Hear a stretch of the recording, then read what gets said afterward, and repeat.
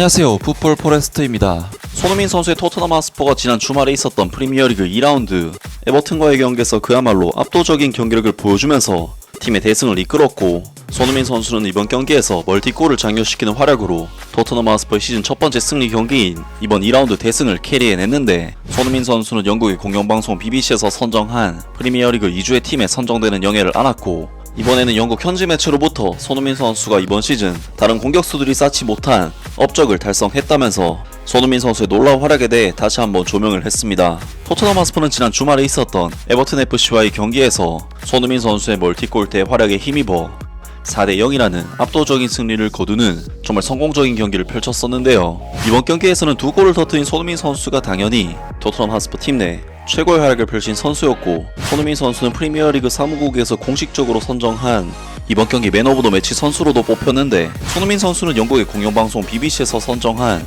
프리미어리그 2라운드 베스트 11의 이름을 올리면서 이번 주말 프리미어리그에서 최고의 활약을 펼친 선수로 인정을 받았었는데요. 하지만 사실 손흥민 선수에 대한 평가는 이번 경기가 시작되기 전까지만 하더라도 그다지 긍정적인 방향은 아니었는데요. 그 이유는 지난주 레스터시티와의 경기에서의 성과 때문인데, 손흥민 선수는 레스터시티와의 경기에서 전반전에는 제임스 매디슨 선수와 함께 가장 활기찬 움직임을 보여주면서 좋은 활약을 펼쳤지만, 후반전 들어 급격하게 경기력이 하락하면서 영향력을 발휘하지 못했고, 결국 토트넘 하스퍼는 후반전 무기력한 경기력과 함께 동점골까지 허용을 하면서 1대1 무승부라는 실망스러운 결과를 얻고 말았습니다. 당연히 많은 토트넘 하스퍼 팬들은 손흥민 선수 및 토트넘 하스퍼의 경기력에 대해 상당한 실망감을 드러냈고, 손흥민 선수는 이제 전성기가 지났다, 늙었다, 기량이 계속 하락세를 탈 것이다 등등, 특히 나이에 대한 부분에서 정말 말도 안 될 정도로 억가들이 계속 기승을 부렸었는데, 그런 와중에 더 부트룸에서 전해온 소식에 의하면 손흥민 선수가 적지 않은 나이에도 불구하고 이번 시즌 프리미어리그 공격수들 중에서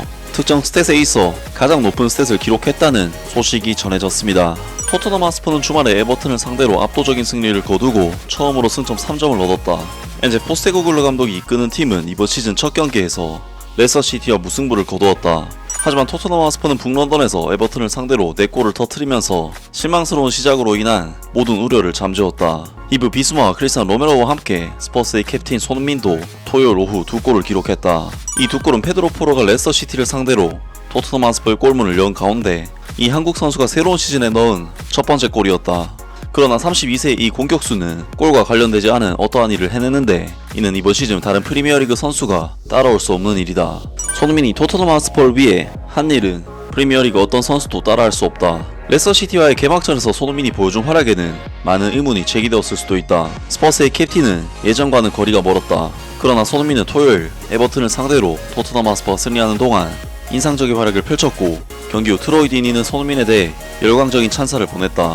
손흥민은 프리미어리그 득점 1위 엘링 홀란드와 아직 2골 차이가 나지만, 이 노르웨이 출신 선수나 최상위 리그의 다른 선수들보다 더욱 뛰어난 점이 있다. 후스코어드에 따르면 손흥민은 이제 프리미어리그에서 다른 어떤 선수보다 파이널 서드 지역에서 더 많은 횟수로 공을 탈환했다. 이는 주말에 에버튼의 골키퍼 조던 픽포드를 따라 달려가 그에게서 공을 빼앗아 첫 번째 골을 넣은 것에서 분명히 드러났다. 하지만 더 큰 그림은 엔제 포스테코글루 감독이 공격수들에게 주문한 압박들이 상대에게 가해지는 것을 보여준다. 그리고 이제 30대에 접어든 손흥민은 75%의 슈팅 정확도로 득점 랭킹 3위에 오르며 속도를 늦출 조짐을 보이지 않고 있다. 손흥민은 지난 시즌 프리미어리그에서만 17골 10도움을 기록하며 큰 활약을 펼쳤다. 그러나 시즌이 끝날 무렵 그는 약간 지쳐 보이는 듯 했기 때문에 피로감이 그에게 찾아왔을 가능성이 있었다. 이번 시즌 토트넘 하스퍼에서 데뷔전을 치른 토요일 경기에서 윌슨 오도베르의 활약에 감동한 손흥민을 필두로 스퍼스는 로테이션을 돌릴 수 있는 옵션이 생긴 것으로 보인다. 경기 후 인터뷰에서 엔제 포스테코글루 감독은 부진한 토피스를 상대로 스퍼스의 캡틴이 보여준 활약에 대한 기쁨을 표현했다. 그는 정말 훌륭했다.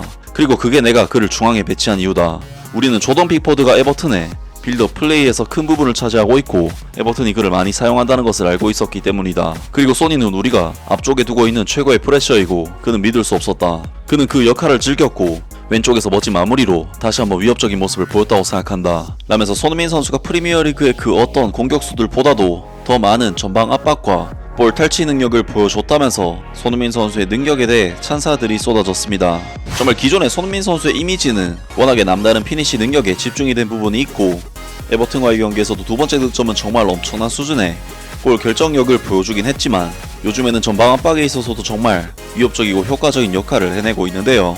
요즘 손흥민 선수에게 나이가 많다, 늙었다고 억가를 하는 경우들이 많은데 32살의 나이에도 불구하고 프리미어리그 내 최상위급 전방 압박과 볼 탈취 스탯을 찍었다는 것은 그만큼 손흥민 선수가 여전히 전방에서 많이 뛸 수 있는 건재한 선수라는 데 증거가 아닐까 싶고, 손흥민 선수와 토트넘 하스퍼가 앞으로도 계속해서 좋은 시즌과 경기를 치를 수 있기를 기대하고 응원하겠습니다.